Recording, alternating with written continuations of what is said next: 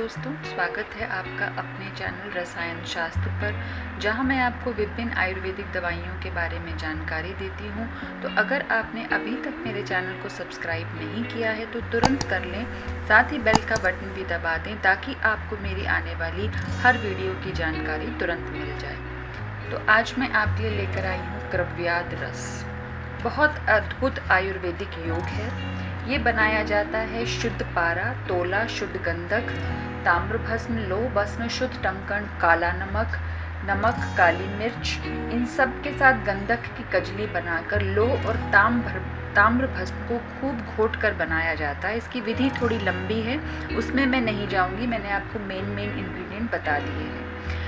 तो ये मैं आपके लिए क्यों लेकर आई हूँ? ये मैं लेकर आई हूँ कि अभी ख़त्म हुई है होली और खाने होते हैं बहुत सारे पकवान और सब ने खूब पकवान खाए हैं। और ये जो क्रव्याद रस है, ये वही रस है जिसमें आप कितने भी पकवान खाएं, इसमें शर्त यही है कि आपको दूध और मलाई का खाना खाना है। तो इसीलिए ये क्रव्याद रस हर इंसान के लिए सबसे अच्छा है।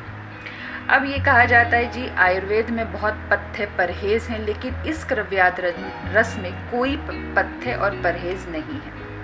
अत्यंत गरिष्ठ भोजन, देर से पचने वाले गेहूं, घृत से बने भोज्य पदार्थ अति मात्रा में अगर खाए जाएं तो इसकी एक गोली नमक मिली हुई छाछ के साथ सेवन करने से खाया हुआ गरिष्ठ भोजन शीघ्र ही पच जाता है। अग्नि पुनः प्रदीप्त होती है और भूख भी बहुत अच्छी लगती है। तो इसीलिए आपको क्रव्याद रस को बिना किसी संकोच के आप इसका इस्तेमाल कर सकते हैं। ये रस संचित आव को नष्ट करता है, अनुपयुक्त उदर की वृद्धि यानी कि निकली हुई तोंद और शरीर की स्थूलता को नष्ट करता है। कैसे नष्ट करता है कि आपने जो खाया वो पच गया। तोंद कब बनती है? जब आपका खाया हुआ पचता नहीं है और वो फैट में तब्दील हो जाता है। तो ये क्रव्याद रस एक तरह से स्थूलता के लिए भी बहुत उपयोगी है। ये अर्श, शूल, गुल्म रोग, प्लीहा, ग्रहणी, रक्तस्राव, वातिक ग्रंथि आदि रोगों का नाशक है। अर्श में कैसे कि ये बहुत अच्छा पचाता है, तो बवासीर में ये आपको बहुत अच्छा, एक तरीके से आप समझ लीजिए कि लेग्जेटिव का भी काम करता है। आम और कफ को पचाकर पाचक पित्त को ये सबल बनाता है, और जब आपका पाचक पित्त सबल होगा तो आप कुछ भी पचाने में सक्षम होंगे। अजीर्ण, हैजा, गुल्म, अफारा और अरुचि में ये बहुत जल्दी लाभ करता है।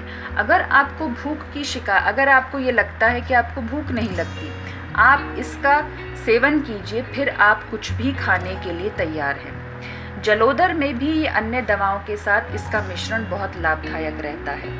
पाचक पित्त की कमजोरी में ये बहुत अच्छा काम करता है। कैसे? पाचक पित्त की जब कमजोरी होती है तो आपकी जठराग्नि मंद हो जाती है, जिससे खाई हुई चीजें अच्छी तरह नहीं पचती। क्रमशः आम रस का संचय होने लगता है, और आम का संचय विशेष रूप में होने से आमाजीर्ण, रस शेषाजीर्ण आदि विकारों की उत्पत्ति होती है। इसके अतिरिक्त पेट में दर्द, दस्त में कब्जियत, पतला दस्त होना आदि उपद्रव होने लगते हैं। ऐसी अवस्था में क्रव्याद रस को छाछ के साथ देने से दूषित आम रस पच के बाहर निकल जाता है, और इससे पाचक पित्त भी बलवान हो जठराग्नि को प्रदीप्त करता है।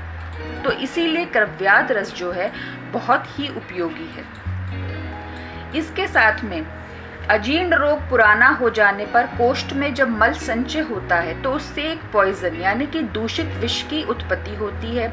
ये विष अगर आंतों में अधिक दिन तक रह जाए तो समस्त शरीर को दूषित बना देता है। ये बात आप जानते हैं कि हर रोग की शुरुआत कब्जियत से होती है। तो इसीलिए ये हैजा, अल्सक, विलंबिका आदि रोग उसकी वजह से उत्पन्न हो जाते हैं। ऐसे में क्रव्याद रस का उपयोग आपको करना चाहिए, जिससे कि संचित मल ढीला होकर आराम से शरीर से बाहर निकल जाता है। पित्त को जागृत करता है ये रस, जिससे पाचन क्रिया को सुधार कर इससे होने वाले उपद्रव को भी ये रोक देता है। इसके अलावा इसका एक बहुत ही इम्पॉर्टेंट यूज़ मैं आपको बता रही हूँ, विषम ज्वर।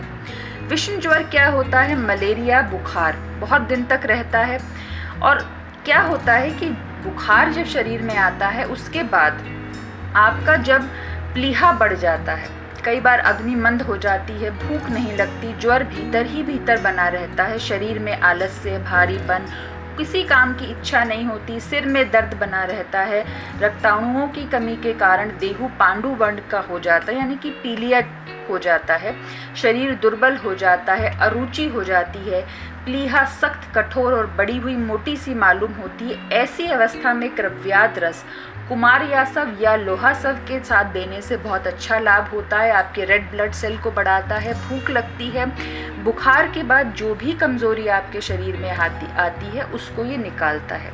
उसके बाद आते हैं अर्श। बवासीर के रोग में ये मस्से मोटे और श्वेत वर्ण के जब हो जाते हैं, उनमें बहुत अधिक पीड़ा होती है, चिपचिपे लसेदार झागदार जब दस्त होते हैं, तो अब ये समझिए कि ये बहुत कठिन समय होता है एक इंसान के लिए। तो एक बार शौच जाने पर जब पेट में भारीपन, गुड़गुड़ाहट और पुनः शौच जाने की शंका बनी रहे, मतलब आपको लगे कि मुझे अब जाना है, लेकिन वो आपका मल जो है वो नहीं बाहर आ पाए, उन लक्षणों में इस रस को आप शुंठी चूर्ण और सैंधव नमक, मेरी बात को बहुत गौर से सुनिए, शुंठी चूर्ण और सैंधव नमक मिला के जब अगर आप मट्ठे के साथ देंगे तो ये बहुत लाभ करता है। कफ आधिक्य के कारण जठराग्नि मंद होती है, जिससे ग्रहणी संग्रहणी यानी कि लूज मोशन, सामान्य भाषा में ये रोग उत्पन्न होते हैं। इसमें ये जो औषधि है वो दीपन और पाचन का काम करती है। जब आपको लूज मोशन हो उस अवस्था में इस कार्य के लिए क्रव्याद रस को गर्म जल के साथ देना अच्छा होता है। मंदाग्नि हो जाने की वजह से अजीर्ण हो जाता है, जिससे वायु की वृद्धि हो, समूचे पेट में वायु भर जाता है, तो इस वायु का निस्सरण नीचे से न होकर ऊर्ध्वगामी हो जाता है, जिससे बार बार डकारें आती हैं। ऐसा लगता है कि बस सब कुछ फंसा हुआ सा है गले के अंदर।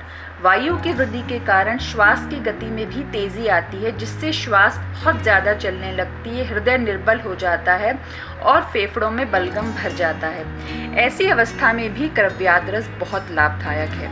तो पूरी तरह से कहा जाए तो मंदाग्नि में जब आपके पेट में भूख ना लगे तो उसकी एक ही दवाई है क्रव्याद रस। ये बहुत अच्छा रस है। इसमें आप रबड़ी खाइए, मलाई खाइए, दही पूड़ी खाइए, कुछ भी खाइए, ये सब कुछ पचाने के लिए का सामर्थ्य रखता है।